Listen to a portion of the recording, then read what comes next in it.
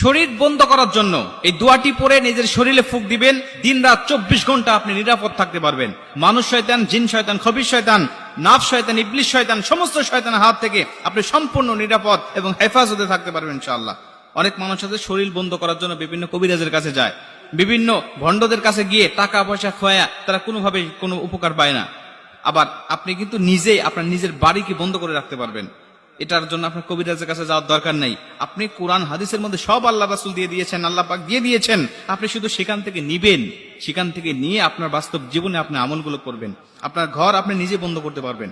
আল্লাহ রাসূল সাল্লাল্লাহু আলাইহি ওয়াসাল্লাম বলেন, যেই ঘরে সূরাতুল বাকারা তেলাওয়াত করা হয় ওই ঘরে কখনো কোনো দুষ্ট জিন, দুষ্ট আত্মা, দুষ্ট কেউ আপনাকে ক্ষতি করতে পারবে না, আপনাকে নষ্ট করতে পারবে না। আপনার পরিবার পরিজনের সদস্য, আপনার সন্তান, কারো ক্ষতি কেউ করতে পারবে না, যদি আপনি নিজেই এই সূরাতুল বাকারা তেলাওয়াত আপনার ঘরে করতে পারেন নিয়মিত।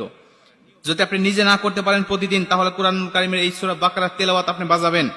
আপনার মোবাইলে হোক, আপনার যে কোনো ডিভাইসের মাধ্যমে হোক, এই কোরআনুল কারীমের তেলাওয়াত আপনি শুনবেন। অনেক মুহাদ্দিস বলেছেন যদি শোনা যায় তারপরেও আল্লাহ পাক এই সমস্ত কাজ থেকে হেফাজত করবেন। এরপরে আপনি আয়াতুল কুরসি পাঠ করবেন।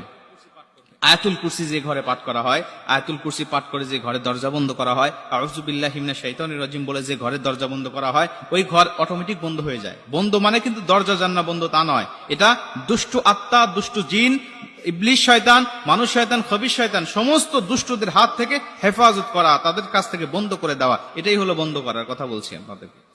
আল্লাহ রাসূল সাল্লাল্লাহু আলাইহি ওয়াসাল্লাম আরো বলতেন, ঘরের মধ্যে কখনো ছবি মূর্তি রাখবে না। যেই ঘরে ছবি মূর্তি থাকে ওই ঘরে দুষ্ট শয়তান, দুষ্ট জিন বসবাস করে ওর মধ্যে। এজন্য এই সমস্ত বিষয় থেকেও আমাদের বিরত থাকতে হবে। আল্লাহ রাসূল সাল্লাল্লাহু আলাইহি ওয়াসাল্লাম আরো বলেন, ঘরের মধ্যে কখনো তোমরা নাপাকি রাখবে না।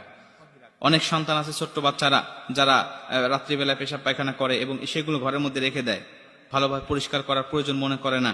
এগুলো কিন্তু খোলাভাবে রাখবেন না। আল্লাহ রাসূল বলতেন তুমি ঢাকনা যুক্ত জায়গায় রাখবে, ঢাকনা যুক্ত একটা পাত্রের মধ্যে রাখবে। তাহলে যখন নাপাকি জিনিস থাকবে তখন ওই দুষ্ট জিন, দুষ্ট আত্মা ওই সমস্ত জায়গায় যাবে এবং ওর একটি আসর তোমার সন্তানের উপরেও পড়বে। এজন্য ঢাকনা যুক্ত জায়গায় রেখে দিবেন। আল্লাহ রাসূল সাল্লাল্লাহু আলাইহি ওয়াসাল্লাম আরো বলতেন, এখন তো আমাদের অনেকের ঘরে অ্যাটাচ বাথরুম হয়েছে, এই বাথরুমের দরজা বন্ধ রাখবেন সবসময়। কারণ আল্লাহ রাসূল বলেন সবসময় সবচাইতে বেশি দুষ্ট জিনের বসবাস করে হলো টয়লেটের মধ্যে। সবসময় আটকিয়ে রাখবেন। যখন যাওয়ার প্রয়োজন হবে আপনি অবশ্যই ইস্তেগফার পড়বেন, ভিতরে গিয়ে মনে মনে দিলে দিলে ইস্তেগফার পড়বেন এবং ঢোকার সময় বাম পা দিয়ে প্রবেশ করবেন এবং আপনার দোয়া পাঠ করবেন। বাথরুমে প্রবেশ করার যে দোয়াটা আছে এটা পরে তারপরে আপনার সেখানে প্রবেশ করবেন। এই সমস্ত বিষয়গুলো মেনটেন করবেন। এরপরে আপনি শরীর বন্ধ করবেন কিভাবে সেটা আমি শিখিয়ে দেই। আল্লাহ রাসূল সাল্লাল্লাহু আলাইহি ওয়াসাল্লাম প্রতিদিন তিনি শরীর বন্ধ করতেন। ফজর পরে এবং শোয়ার সময় তিনি দু হাতের তালুটা এভাবে প্রশস্ত করতেন। প্রশস্ত করে তিনি 3 কুল